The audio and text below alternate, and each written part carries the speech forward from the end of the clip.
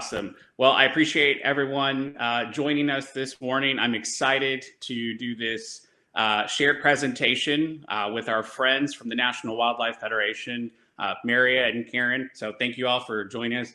And thank you all for joining us this morning to learn more about both the Watt Watchers of Texas program and NWF's EcoSchools USA program. So some of you may already know me and remember me from the TEMA conferences of years past in the Watt Watchers of Texas program. So I'm excited to share some more updates and details. Since January, we've actually done a tremendous amount of work, both within the program and on the website. So we'll go over that today. In case you're not familiar with the Watt Watchers of Texas program, so the original program actually began in 1985. It was a collaboration between a teacher in Galveston ISD and the University of Texas at El Paso. And it grew tremendously over many decades. And what ended up happening is Seco, who was our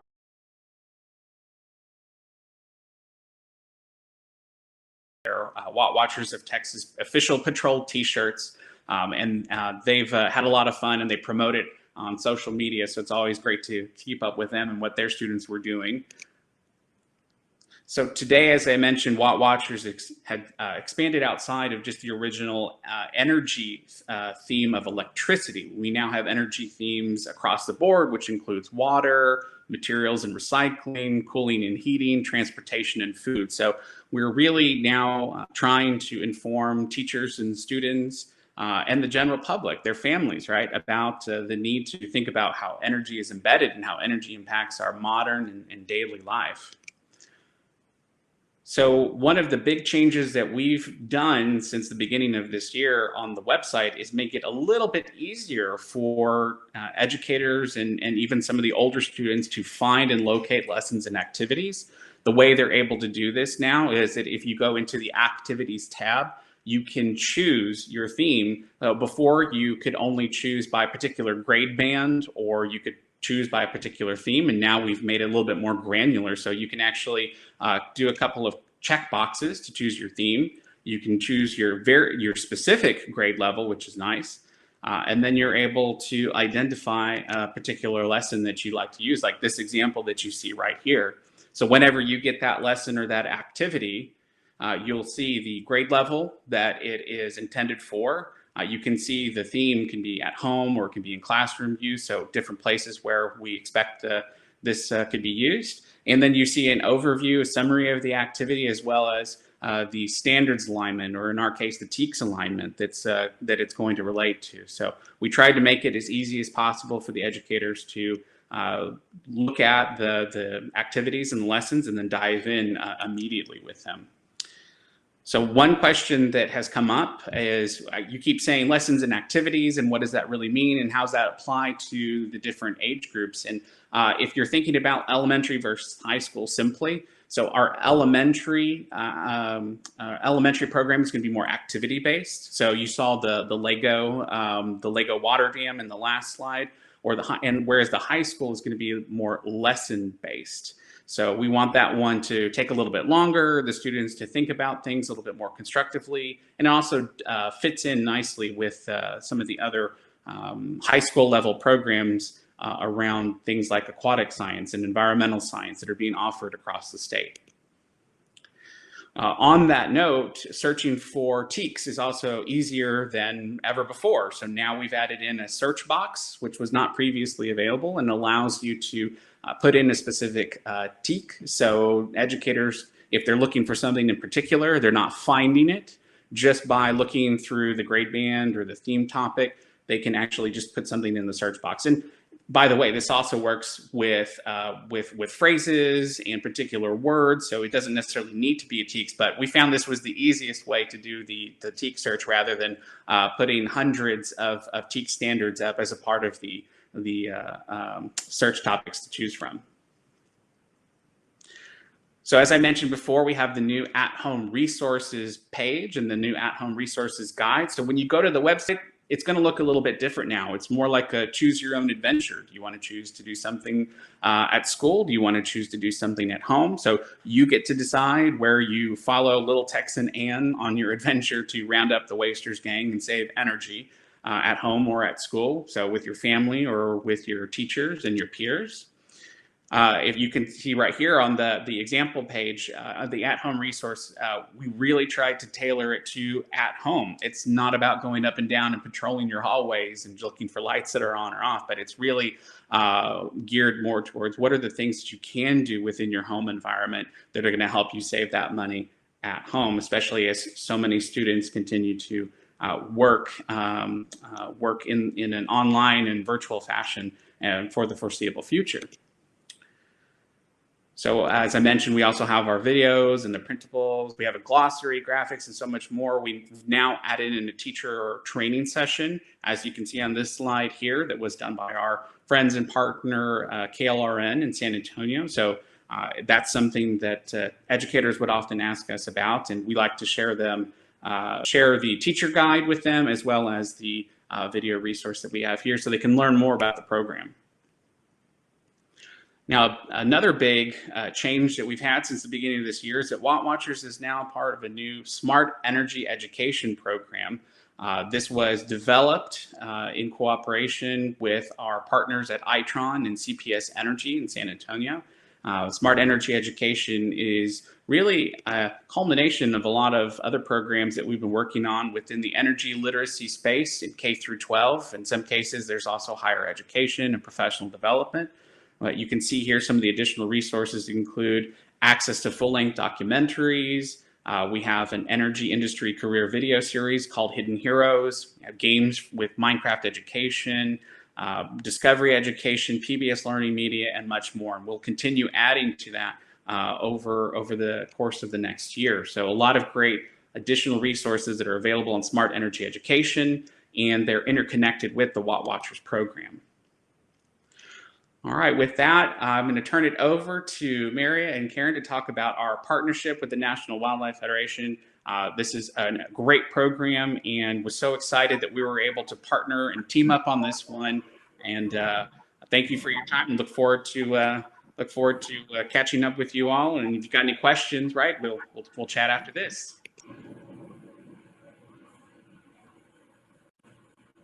Great, thanks so much, Juan. Hi, everyone. Thanks so much for joining us today. And I couldn't agree more, Juan. This is really the perfect partnership, and we're so happy to be a part of the Watt Watchers of Texas journey. Before we begin, just a little bit about the National Wildlife Federation EcoSchools program. The EcoSchools program is National Wildlife Federation's Education for Sustainable Development program. And during this presentation, we're going to be focusing on the energy pathway, which is just one of the 12 areas of sustainability that schools can choose to focus on as part of this program. And before we get going, I will say just a little bit about the National Wildlife Federation. Founded in 1936, we are America's largest and oldest conservation for education organization. And our mission is to unite all Americans to ensure that wildlife thrive in a rapidly changing world. And one of the ways that we are able to do this is through our Green Schools program, EcoSchools USA.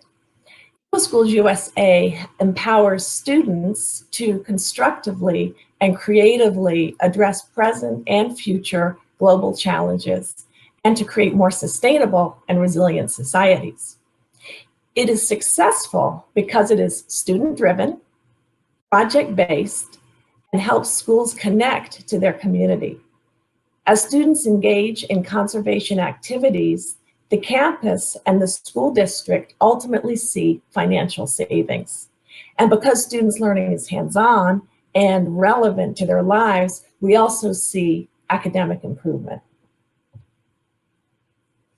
EcoSchools USA is part of the International EcoSchools program, which was founded in 1994 by the Foundation for Environmental Education. It is well established in over 59,000 schools in 68 nations, and National Wildlife Federation became the host for EcoSchools in the United States in around 2008, I believe. And we now have over 5,400 registered schools in the US, with over 400 in Texas.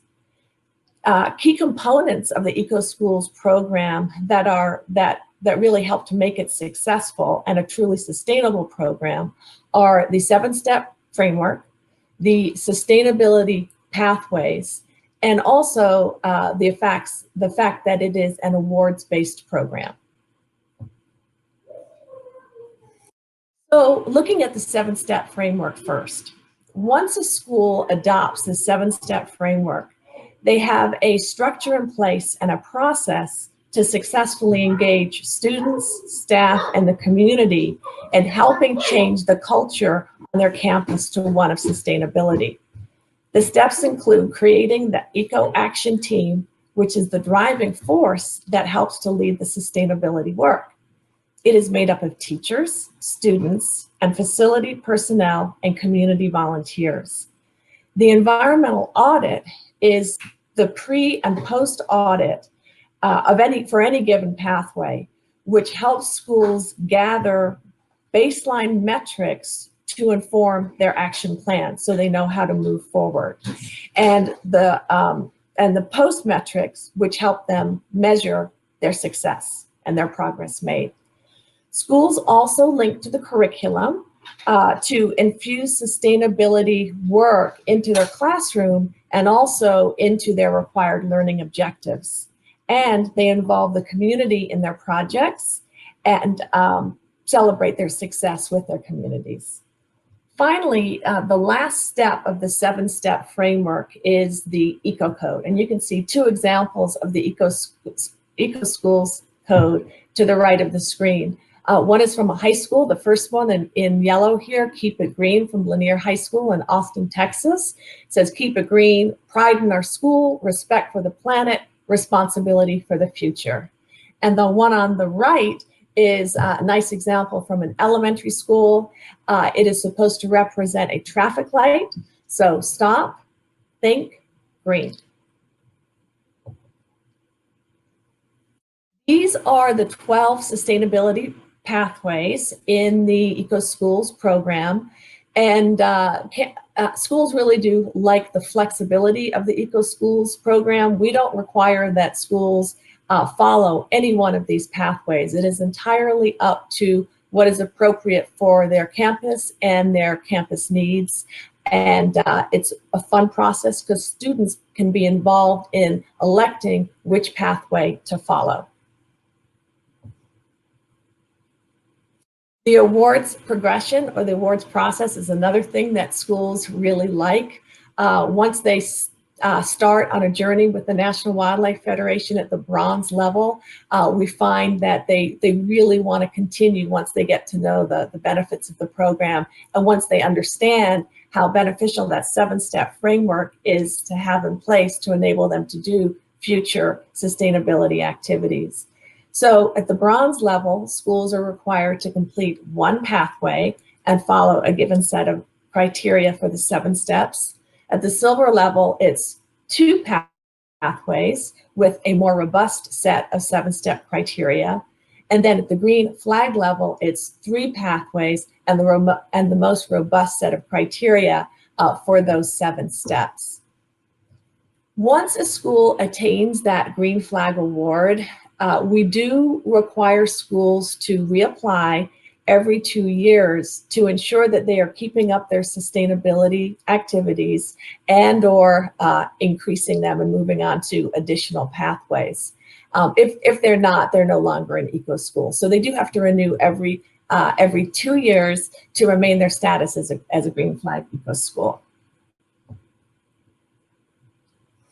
So the pathway that we're going to focus on in this presentation is the energy pathway. And by the time a campus has completed the energy pathway, they will be able to, they will have a measurement or a metric that will tell them by how much they have decreased their kilowatts per hour. So how much they have decreased their energy consumption. This is an example. We've got a couple of snapshots of some of the EcoSchools USA energy audits. We have them for all grade levels. This is the elementary level one. And we will also be showing you the high school audit. The early elementary audit, as you can see, is fairly simple and also graphically pleasing for younger students. And the focus of this audit is gathering data on both energy vampires and also electricity. We have calculation sheets to accompany all of our audits that will help teachers and or upper elementary students quantify their energy use and savings. We also have interview questions.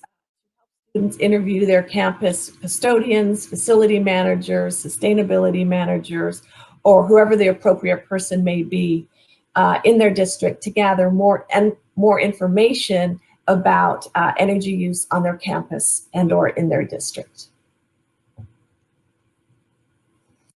The middle and high school audits are also age appropriate. This is an example of the high school audit.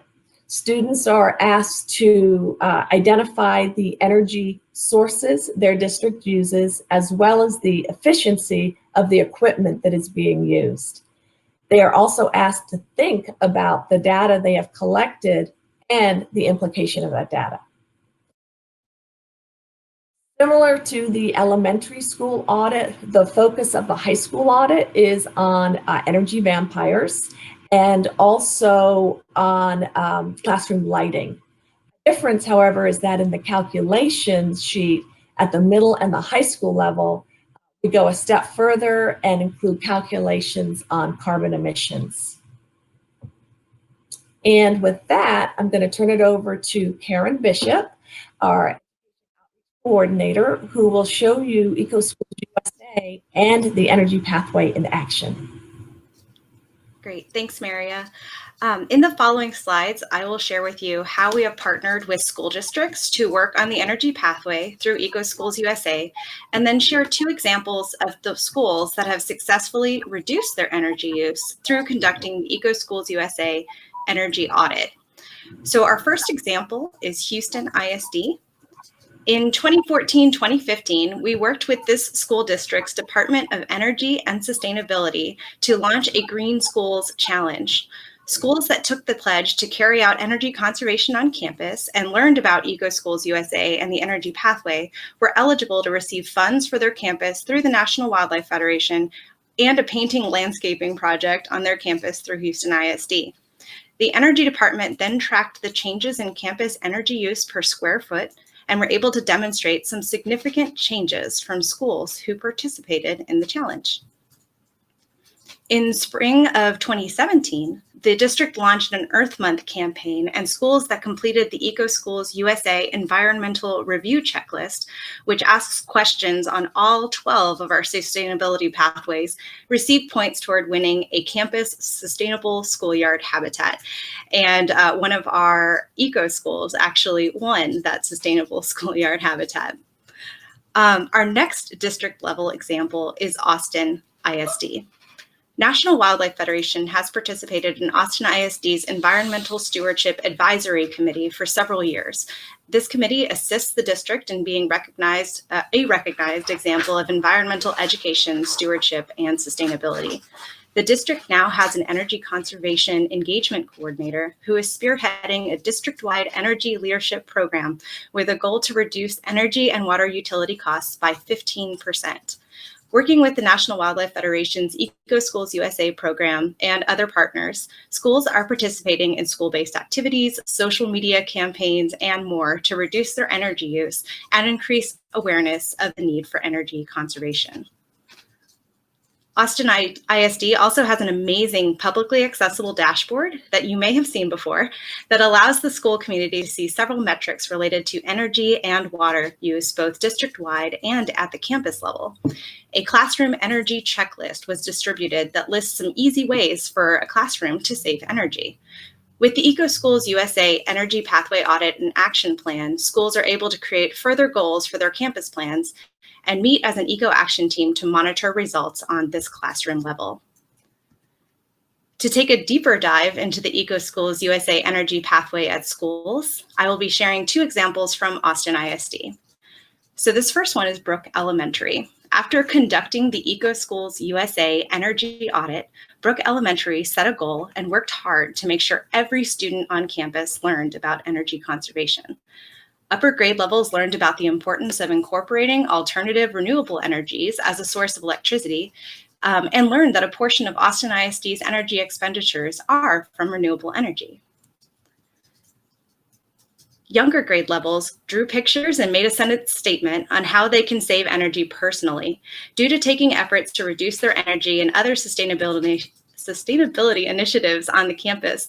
Brook was able to receive the highest recognition through EcoSchools USA, the Green Flag Award, and reduce their energy use by 7%. You can see this graph above. It shows energy use over the school year in 2018-2019 in green compared to 2017-2018 energy use in blue.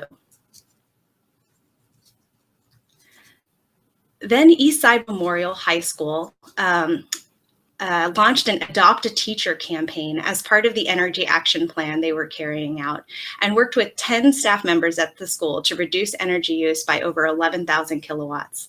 With this campaign and other sustainability work, Eastside Memorial High School became the first Green Flag high school in Texas. And this is a picture of some of the students with their certificates that year, acknowledging all their accomplishments before they went off to college. This is the group of seniors that were in the Eco Club.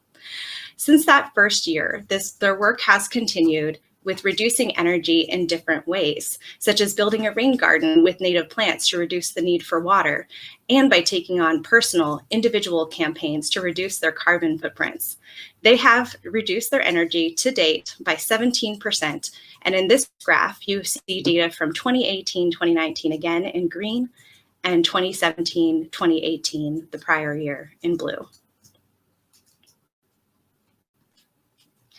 I hope these examples have shown you how EcoSchools USA empowers youth, teachers, and district staff to work together toward energy reduction efforts. This is our website where you can learn more and access in-depth versions of all of our pathway and audit materials. Thank you, and we are happy to answer any questions you have about Watt Watchers and EcoSchools USA.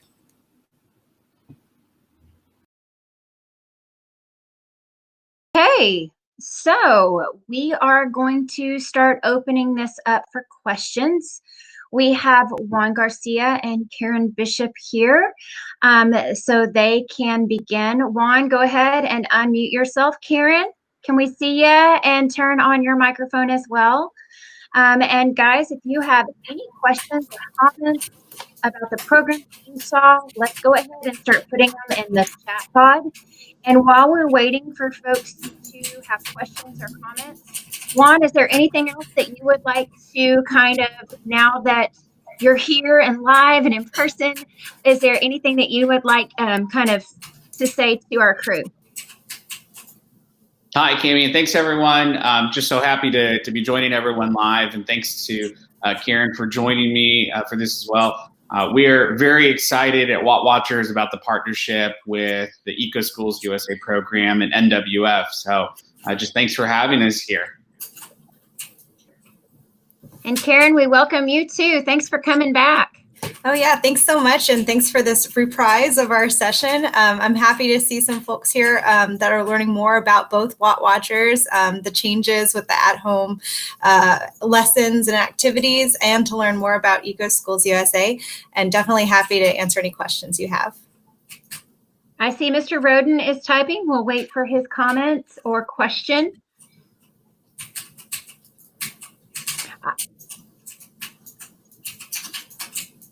I know personally, I introduced my son's 5th grade teacher to the Watt Watcher program, and was talking to him about some of the other stuff and the possibility of EcoSchools as well. And he was getting excited, Juan. So he was really excited about the website and all of the stuff, especially now that we've got virtual school and live school going on hand in hand. He was excited about all of that stuff. So that is one of the amazing benefits of both programs, is that they have things ready to go for the classroom. That is great news to hear. And yeah, we are continuing Even with the pandemic and hybrid schools, both in school and at home learning, we're continuing to make connections with schools, with districts. We're continuing to expand the at-home program. In fact, we've started on some new materials that we're hoping to get up next month. We're looking at doing some bingo for at-home, some energy efficiency bingo for students, as well as a scavenger hunt as well. So that'll be, I think, fun for students. If the kids at home are like my kids at home, they're bouncing off the wall. So I totally get it, you know. So might as well give them something fun to do while they're learning something about saving energy and money at home too, right? Absolutely. For those of you that are attending the session, are any of your school districts utilizing any of these two programs at all? Mr. Roden, so you guys were right prior to COVID, and unfortunately, this set us back in moving forward with the program. We are ready now to engage. Please get in contact and help us get started. Juan, you know that Glenn Roden is with Round Rock ISD. And hey, Glenn, thanks for joining us. And in fact, Stephanie reached out to me about 2 weeks ago. And I promised that I would touch base with her after the TEMA conference, actually. So the timing is really perfect. And Karen, I think you remember when we met with Glenn and Stephanie and Rachel at Round Rock ISD. So I definitely do. We would be very happy to talk about how we can move forward. And Karen, were we thinking maybe like a springtime rollout potentially, right? Good. Yes, we're thinking of a spring rollout, and I do remember it was right before all the schools shut down. We had that last meeting squeak in there. Literally an hour before. Literally an hour before. There was a lot of things, a lot of wheels in motion when we were there. And then I think that's when we all realized that we were all going to be staying at home very soon. So yes, we are very excited to work with Round Rock ISD. We have a great question from Bonnie Davis, who is part of the UT system. She says, I may have missed it, but is there a program at the college level? Bonnie, that's a fantastic question. So I can't speak for NWF and EcoSchools USA. Of course, I'll let Karen tackle that side. What I can tell you is that on the Watt Watcher side, there's not a direct college or university level program. However, Watt Watchers is a part of a partner or a sister program called Smart Energy Education. So if you go to smartenergyeducation.com, you'll see that there are some college level programs such as our Resourcefulness, Energy, Water, Nexus e-course, and Energy 101, which I like to say is everything energy A to Z. It covers sustainability, it covers conservation, it covers environmental awareness, energy humanity, all the forms of energy, terminology, all of the above. So I would invite you to go to smartenergyeducation.com and check out those resources. And if you're interested in any of those, you can reach us directly through the Smart Energy Education website, or of course, you can find us from the Watt Watchers website as well. Mm-hmm. Ash Williams, she basically stated that both programs are great and a huge hit with schools, and that Karen and Juan are a huge help. I can testify they're I've worked with Juan for several years. He's amazing. She says they've helped her so much. And Bonnie, thank you, Bonnie. We're glad that Juan could give you some answers. Anybody else have any questions? I will say while we're waiting for a couple more questions, Bonnie, the EcoSchools USA program is kind of slated for pre-K through 12, but we kind of have, after one graduates from high school and goes to college, they can participate in another National Wildlife Federation program called Eco Leaders. And so Eco Leaders doesn't have a focus specifically on energy, but it's focused on all pathways of sustainability. So it charges students to take individual action to help on a sustainability topic that they're passionate about. So usually kind of this is spearheaded through the green or environmental groups that are on campus. They adopt a project or develop a project, get some of their peers involved, and make change on their school campus. We also have another program kind of related to energy. It's called the Race to Zero Waste program, which is all about reducing your amount of waste and looking for alternative ways to reuse and upcycle items. So those two are kind of two programs that we have, as well as an Eco Careers Conference that happens every year that talks about a variety of sustainability careers that students could get involved in. And that happens in April each year. Danny Helm, he said, "Hi guys, Arlington is using the Watt Watcher program and it has been very successful. Juan was very instrumental in helping us set up the program. Jennifer Hammonds has also been a big supporter of our energy program. And thank you, Bonnie. We hope they work for you guys." Yeah, thanks, Bonnie, again for that great question. And absolutely, I think they would make good fits for student organizations on campus as well. With our media and training partner in San Antonio, KLRN, the PBS affiliate, in the past, they've actually done student ambassador style programs. So some of the older students would be used to help teach, the K through 5 or the middle school students based on what they were learning through some of the various programs, and of course what they were learning in the classroom as well. And because everything is aligned with TEKS, it's very easy for them to know how to go in and connect with the students. So absolutely.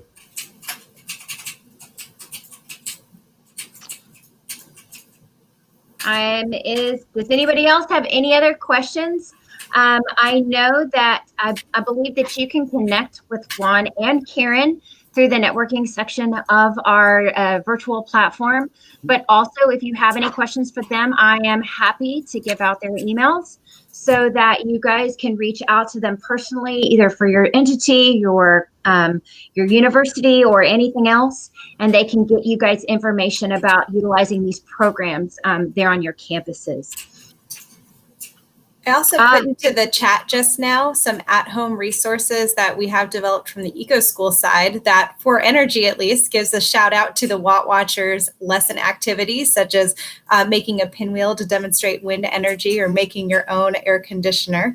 But we have a modified at-home audit so students can look at their energy use at home and develop an action plan that they share with their families.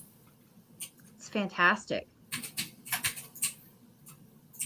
I see a couple other people are looking at typing something, and you'll notice that Juan has added all of those links there, and so did Karen within the chat.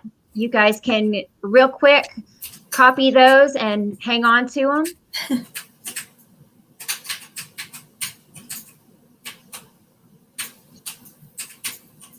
Anybody else at closing statements from you guys? Do y'all have anything you want to close with?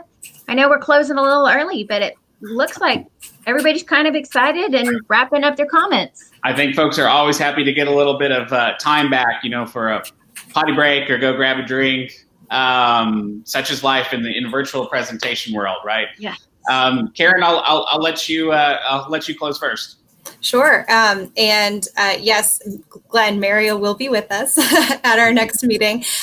But when Maria was talking about the EcoSchools USA program, she talked about our 7-step framework and how it's rooted in project-based learning. And I think that's really important because the students, what they learn, whether it's in second grade or in high school, they take on with them. And we see them kind of influencing their future schools and future, decisions around the community based on the work that they've done through EcoSchools USA. So it really is empowering for the students and sets them off on the right foot moving forward in life. And I would love to, give you some more examples or talk about how that program would work in your district if you're interested. Yeah, absolutely. And I would add to what Karen was saying, beyond the social good aspect of both of the programs, the energy literacy, the sustainability, the conservation lessons that students are going to learn, and they're going to learn for life. Beyond that, it's exactly as we put into the presentation title here, right? These are meant to empower school savings. Mm-hmm. I know many of you might be dealing with the situation where you're getting an absolutely phenomenal rock bottom price on your utilities, and you're looking for other ways to save. And really the only way to start doing that at that point is actually going to be through these habits, right? These behavioral changes that are actually happening at the student or the educator or the administrative level. where those incremental changes really start to add up and turn into real dollars of savings. So absolutely, these programs are very scalable and very flexible. And they are, in the case of WAT Watchers, right, this is a state-sponsored program sponsored by SECO. So this is what we're here for. We want to help you, change the world with the savings, starting in your own school or your own district. Just from my side of it, I've been able to see classrooms being able to put this to good use. And so we have a teacher who's at my daughter's school who got into the pilot program and who's utilizing it there at Tippett Middle School and Georgetown ISD. And oh my goodness, not only is she using WAT Watchers, before COVID, but it's been a springboard for her for some really great creative stuff. And so pretty much, guys, just looking over as a former teacher and everything else, looking at the curriculum, guys, sky's the limit with some of this. And it's really only limited to what your teachers can dream up and how they utilize it, because it's super flexible. I know I'm sounding like a commercial, but I'm just super excited about it, that it's such good material in the hands of people who need it the most. So if you haven't looked at WAT Watchers, go use the extra time between now and the next session. If you haven't looked at EcoSchools, click on that link and go between these sessions, check it out, and then reach out to Juan, reach out to Karen about the possibility of getting it started in your program. Absolutely. And Cami, that's a great plug for the next session, right? Coming up here in 15 minutes. So I'm excited that Danny Helm from Arlington ISD and Ashley Williams from Austin ISD are going to be joining me for that one. So if you have questions for me, or you go and check it out after the break and you got questions then, I'll be around. If not, Karen and I are happy to always take your questions about the program at a later date. But it is so easy to get started, either of these programs within your school or within your district. Oftentimes, it feels like it's going to be an insurmountable, crazy task, but I promise you, I have seen people roll this out district-wide and do phenomenal things with both programs. And I will say it's scalable as well. You don't have to do the whole school, tackle the whole school and the whole district at once. You can work with a small subset of schools, have one or two teachers that are monitoring 2 or 3 classrooms as a start, and then build and grow as those results start coming in. Absolutely. All right, guys. Well, thank you all so much. Thank you, Karen, for making time for us today. Thank you, Juan. I'll see you back here at 3 o'clock. Thank you guys for joining us. Go take a little break, and we'll see you back either here or any other room at 3 o'clock for our final breakout session for today. All right, guys. Have a good one. Thanks, everyone. Thanks, everyone. Bye.